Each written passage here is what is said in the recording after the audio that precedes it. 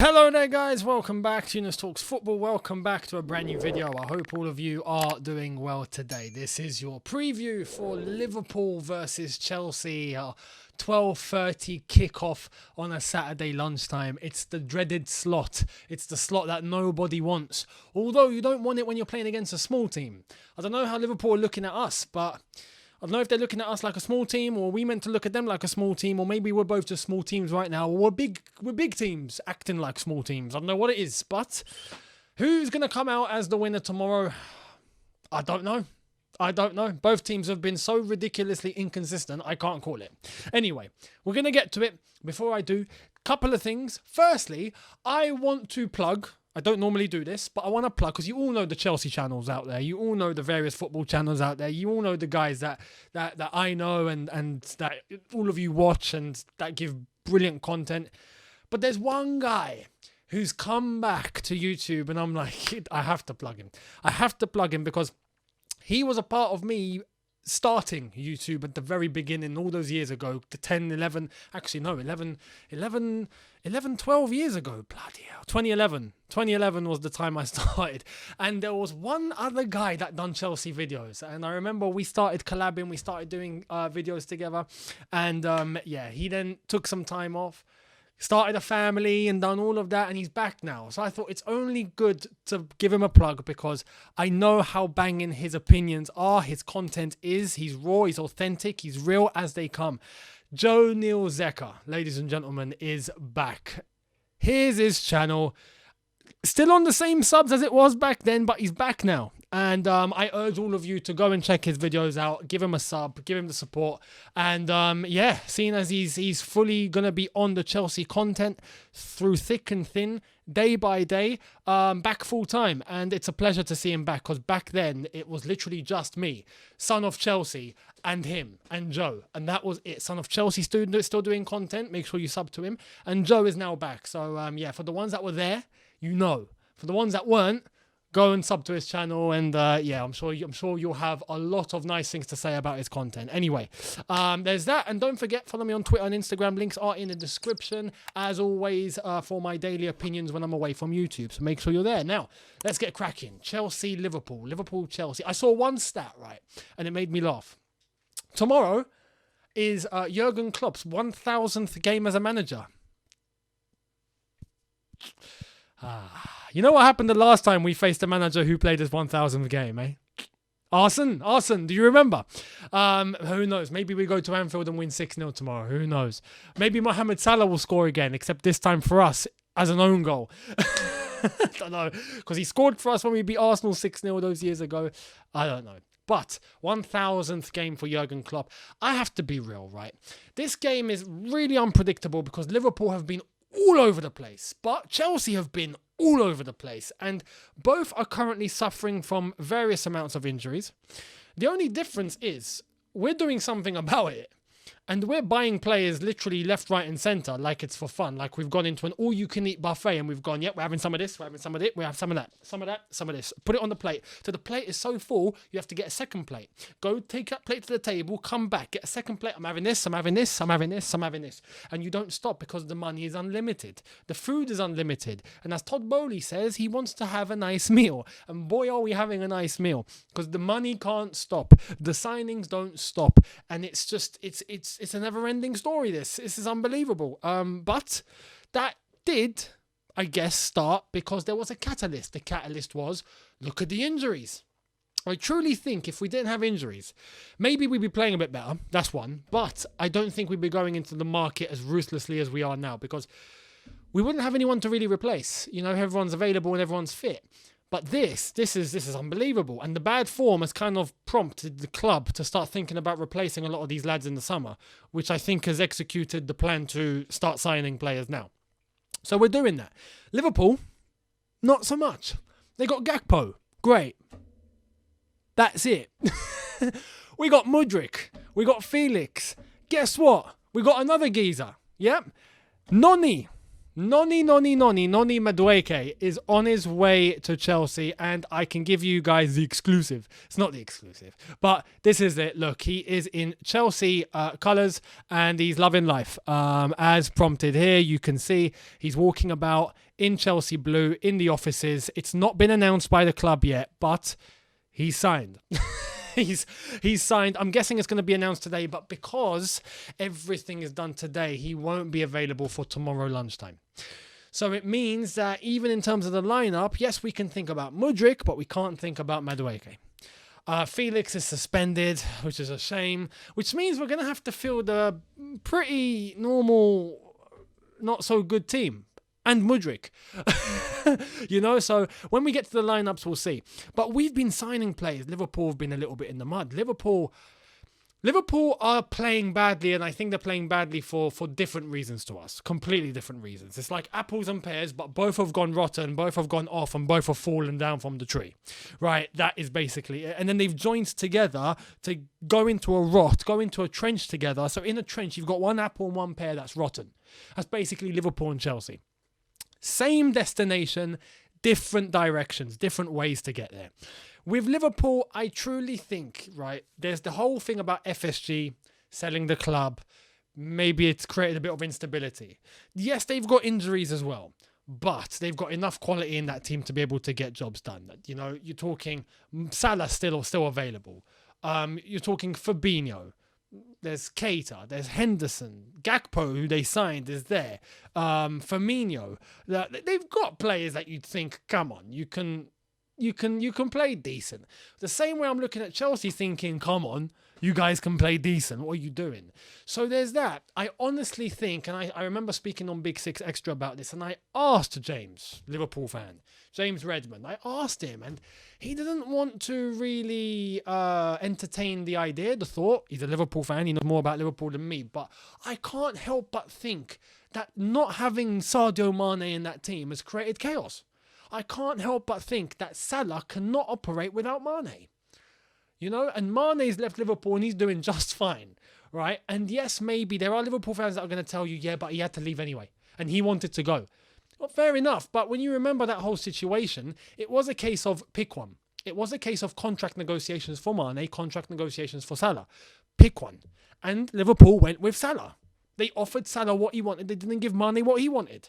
So Mane went to Bayern Munich. I think if they'd done the reverse, even if it meant selling Salah, I think Liverpool would be more stable now under Mane than they are under Salah.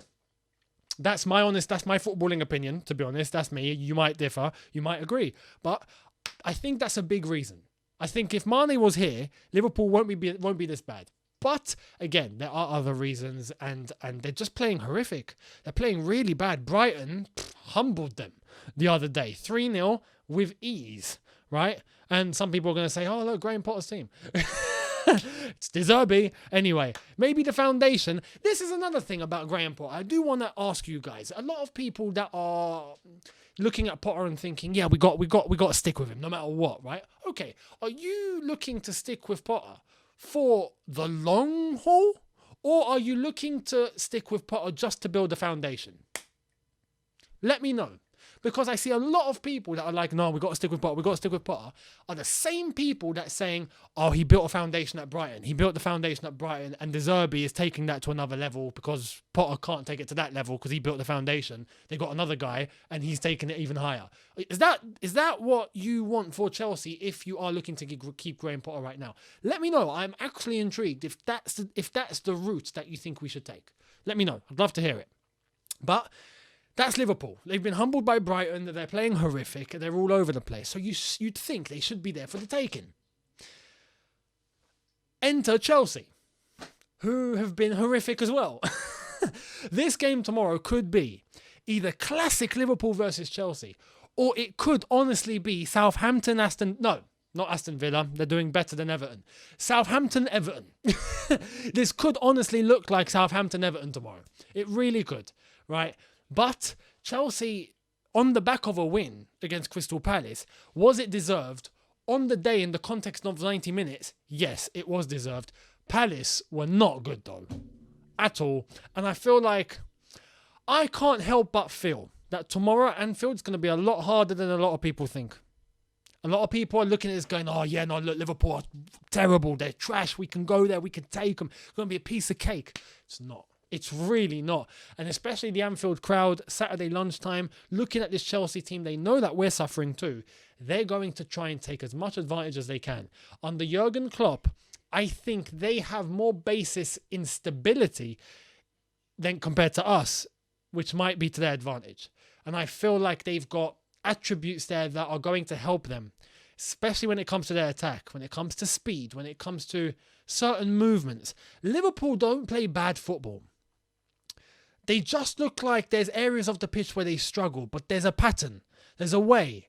There are individuals that can get you out of a situation. With Chelsea, that's what we're struggling with. That's what it looks like. We turn to someone and we're like, bloody hell, there's no one here to save the day. You know, how are we going to play? Where are we going to exploit? How are we going to execute? It's really hard to tell with Chelsea. Whereas with Liverpool, you can just think, all right, you know what? If Salah is on his day, right, you're wrecked. You know it. Now, Chelsea do have one saving grace. Is if a debut for Mudryk was to happen tomorrow and he lights the show. That is the only possible way that I see Chelsea causing a surprise tomorrow. And I don't mean to say that, we're going to lose 100%. But I'm saying that Chelsea are predictable. With the team that we're able to play, we are predictable. We are so predictable. It's very, very difficult for Chelsea to get something special going. But Mudryk, who's new, can be something, right? Can be that light. We'll wait and see. I don't know how we're going to perform. I don't know how Liverpool are going to perform. And I don't know if Mudryk's going to start or if he's going to come on. Because Potter did confirm that he's not playing 90 minutes tomorrow, which, again, I have to say, I find a bit naive. Unless if he's playing 9 games. If he starts tomorrow and plays 90, then I'll be like, all right, fair enough. But I feel like Potter's too honest. Like, too honest in front of the press. Not too honest with his players. That's the whole vibe that I get. He's not too honest with his players, but he's honest in front of the press. Like, don't tell people Mudryk's not playing 90 minutes tomorrow. You know, unless if you have a plan. Unless if you're going to play him for 90. There's no need to give that info out. There really isn't. But I hope he starts. What's there to lose? Mudryk starts. Without question. If not, we're going to be playing the same nonsense that we've been playing throughout the games that we just kept constantly losing. Albeit, yes, we beat Palace 1-0. Whoop-de-doo. But it was, I'd say, Chelsea taking advantage of a really bad Palace. More than our Chelsea played fantastic on the day. Because we didn't. But we got a win, and we needed that.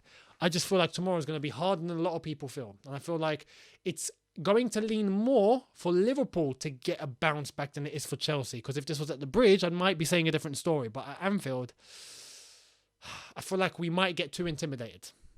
That's my problem. Liverpool, I think, mentally might come into this stronger. I feel like, as I said, there's a basis there. Whereas Chelsea, it's all very scattered. It's all very new. It's all very transitional. And I just feel like, unless Mudryk is there to save the day, we might suffer tomorrow. Not very convincingly, because Liverpool are struggling and they're going to not have as much confidence as they normally do, but I feel like it'll have enough just to get them over the line.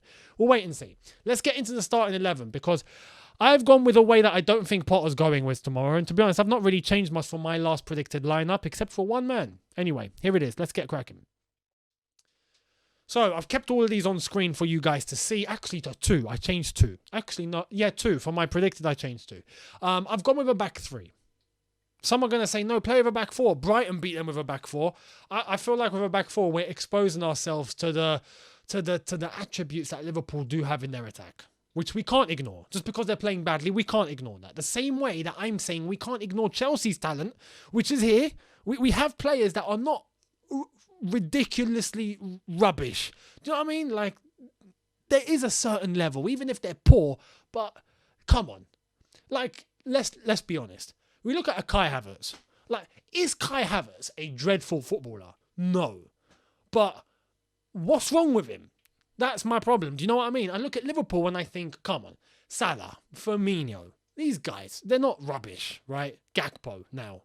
They're not poor, but they're not playing very well, are they? And that's the problem. With Chelsea, I look at this and I think there should be enough talent here.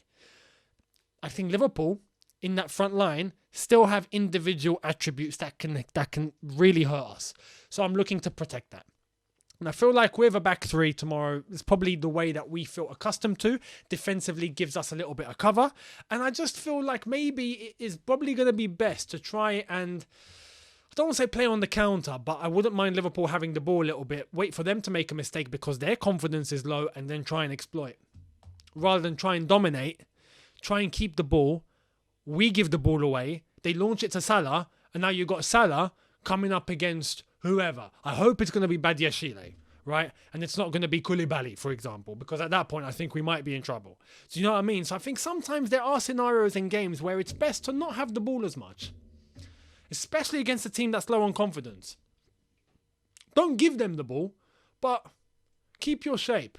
And if it means just waiting to try and get a space to exploit, do it. Rather than try and dominate the game, dominate the ball, and then you make a mistake and then it comes back to bite you. I've gone with a back three of Badiashile, Chalobah, and Thiago Silva. That's the best I think we have to offer right now, as we're waiting for injuries to loosen up. Aspi at right wing back, Cucurella at left wing back. I feel like tomorrow we need to go to some sort of experience. Cucurella, Graham Potter did say in the press conference that Cucurella has been going through some personal things.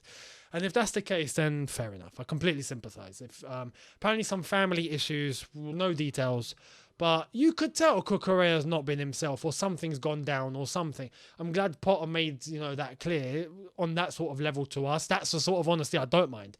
And if Cucurella's been having family issues, then honestly, I hope he's okay. I hope his family's okay, and I hope he gets back to his best. Because this is the thing. I looked at Cucurella when we bought him, and I'm like, I wanted him. There's a lot of people that wanted him. Cucurella was killing it at Brighton. Like, that could be perfect cover for Ben Chilwell. He's come in and he started off well and then just dropped off a cliff. Not normal. And now if we have that as an explanation, I can understand it. So Cucurella to come back in, hopefully with his head screwed on tomorrow, fingers crossed, that should be okay. Lewis Hall's been good against Liverpool, though. I think it might be too high. Like, I wouldn't mind maybe him coming on, but not to play the 90, because there are mistakes that he makes sometimes, which is normal. For an 18-year-old, it's normal, but you do that against top opposition, you do that against Salah, you're going to get cooked. Salah against Lewis Hall, you're going to need a miracle for Lewis Hall to put Salah in his pocket. This is why I'm going to Cucurella. The midfield, I would go Kovacic and Chukwuemeka. I feel like when the one time they played together, they had a good dynamic, and I do not want Jorginho playing tomorrow, because tomorrow Liverpool, right, if they are going to be playing Fabinho, Henderson, Thiago, no, because I feel like Jorginho will just let them off with a red carpet, nicely laid out. Go do what you want, run past me, and feel free to absolutely destroy us. That's what I feel like Jorginho would do. Especially if we're not going to be playing with the ball as much, there's no point having him there. Chukwuemeka's looked bright, and I feel like physically, defensively, I can trust him.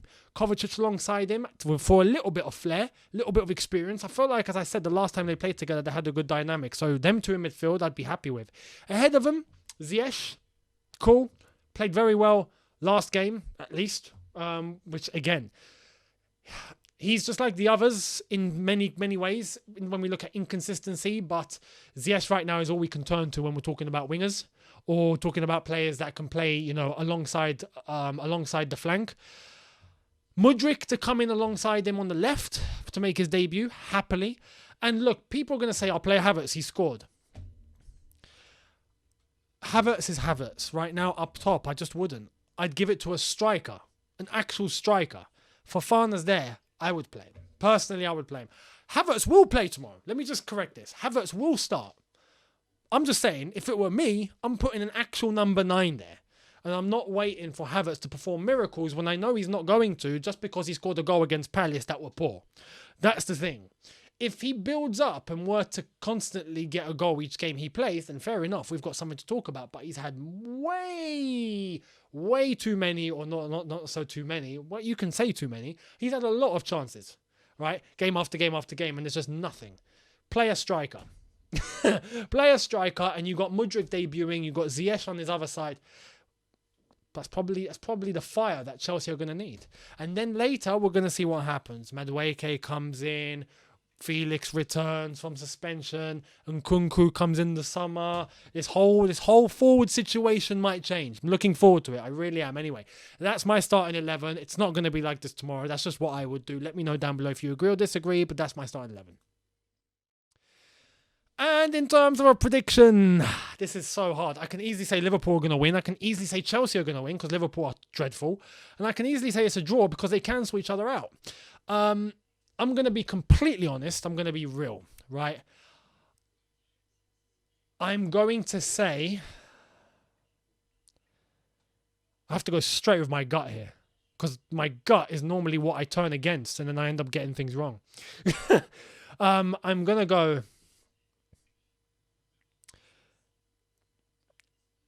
Liverpool 2, Chelsea 1. My honest prediction tomorrow. I feel like it'll be tight. I feel like Chelsea won't play as badly as they have past Crystal Palace. But I feel like Liverpool might just step up a little bit tomorrow when they have to. And Anfield is the deciding key for me. Some of their players that they actually have that I reckon might take advantage of us in certain situations. And I reckon we will score because Liverpool are open now anyway. I just see Liverpool getting one more. That's my honest prediction. Although I hope Chelsea win because tomorrow's an opportunity. Tomorrow really is an opportunity for Chelsea to get 3 points. You're not going to play a Liverpool team worse off than this. You're just not. So if there is a time to play them, it's now.